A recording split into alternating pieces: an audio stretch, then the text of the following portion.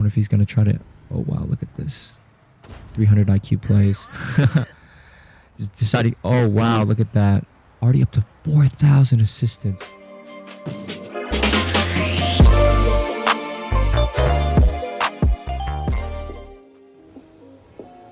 Hey guys, Warm here. Today I got a replay in the EBR HotchKISS Tier 7 French wheeled light tank here on Berlin in the Tier 8 battle. And today I want to showcase the importance of staying mobile in your wheeled light tanks, as well as trying to get into frontline position, spotting early, and ultimately winning the battle. Also, one thing to note is the importance of ammunition. I take mostly HE in this tank, as the HE rounds have a really meaty, let's see, 260 average damage with 75 millimeters of penetration.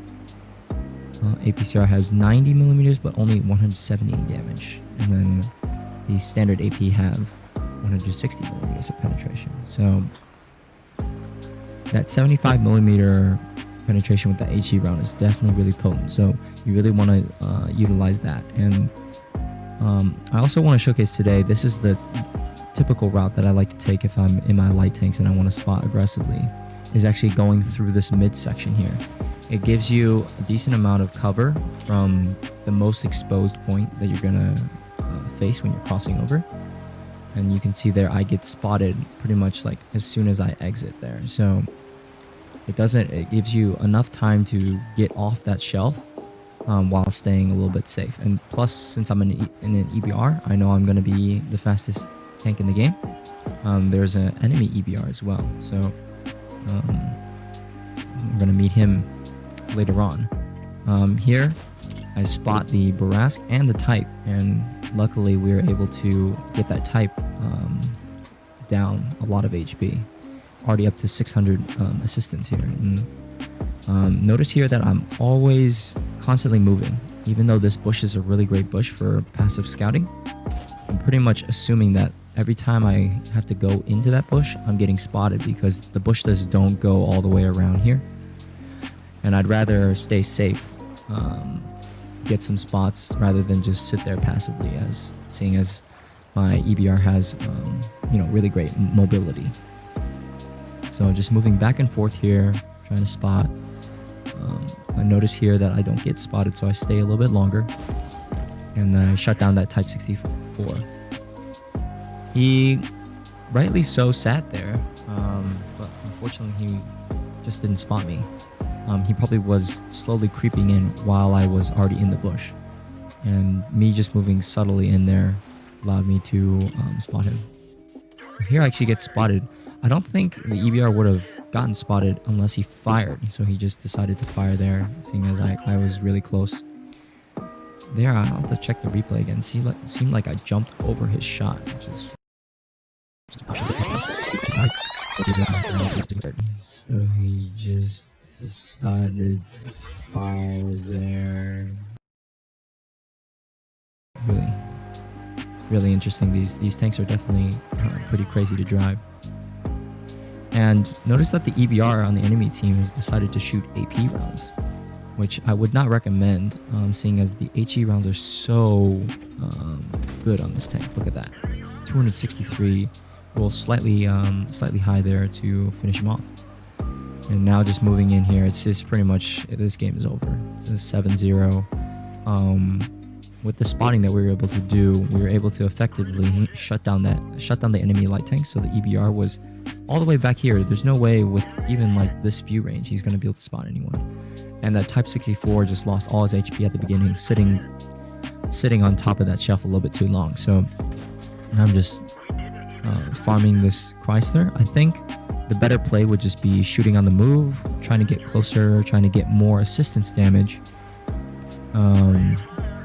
instead. And so now I've decided to try to close the distance, because really I want to get into here and start cleaning up those artilleries. That's going to be the most worthwhile here. So definitely not the best play there, but he's a tier 8. Still want to get that nice juicy tier 8 damage. So, and here I switch to the artillery, and here again, I probably should just keep driving forwards instead of sitting here. So just moving in here. Leo looks like he's going to take out the M44. He takes a lot of rounds from the artillery. We finish him off, and then the Lorraine actually shotguns him down. So now I'm just moving up here, focusing on the tier 7, as he is he's a higher tier, so I'm going to get a little bit more experience from killing him, and then also finish off the M44. So pretty quick game here. Fast round, and just wanted to showcase you some of the strategies I like to use on the western spawn on Berlin. So let's take a look at the end plates here. Alright, here's the end plates. This is only a first class. People are probably getting some crazy games with, you know, 4,000, 5,000 spawning in order to get an ace. We get a Dimitri's medal for 3 artillery kills, and we are top of the team on experience and second on the team on damage. The best person on their team, all 3 players that were good on their team were artilleries. Just goes to show that some of these maps, artillery, are just really, really powerful. 21 shots fired, 15 direct hits, 8 penetrations. That's pretty good. Yeah, 15, almost 1,600 assistance. And let's see, personal reserve. Actually, I was running a credit booster, so that's why I made a ton of credits. And also I have this tank in a chuck spot, and this was only a 4.5 minute battle. So let's see if I can find a replay of someone who got an ace. 3 weeks later, many months later. So much later that the old narrator got tired of waiting and they had to hire a new one.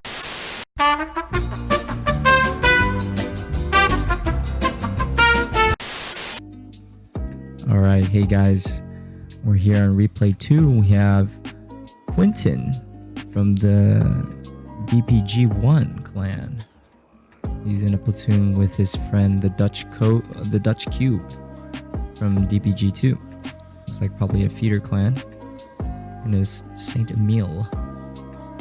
And I took a look at the end plates on this game, and it was a pretty epic result. So I'm pretty excited to see how he goes about doing this game. Let's see if we can bring this map up. It's quite small. And he immediately goes for the bum rush towards the enemy to try to get good spots. This is definitely a very risky play. Spots that KV2. He's gonna keep moving forward. He spots another KV2. Oh, look at this. This is just light tank's dream. Hopefully some of these guys can get tracked. It's a lot of assistance right here already. Get this. His entire team is just lined up here. He's taking shots, and he's slowly inching forward. He does not want to get spotted here. And why is he reversing back? Not sure. He's probably aware of this TD back here. I can't see the name of that. He's just moving backwards and forwards. He's already up to 3,000 assistance, which is crazy. I definitely tried this pretty much in all my low tier light tanks. Even sometimes in my high tier light tanks, just because you can get some crazy spots. He actually takes more AP rounds than HE rounds, which is interesting. I'd like to take more of an even distribution of shells, just because the mobility of your tank means that you're probably gonna end up fighting with other light tanks, and generally 75 millimeters of penetration is enough to actually penetrate them, and you'll do a ton of module damage, which will ultimately, you know, if they get ammo racked, if they lose crew members, it's less likely they'll be able to hit you. So yeah, see, like this Super Hellcat, if he had HE loaded, he would easily penetrate him. Now he's reversing. This is smart, very smart. He's hoping that his TDs in the back can help him. He's spotted. He's interesting how he's deciding not to fire.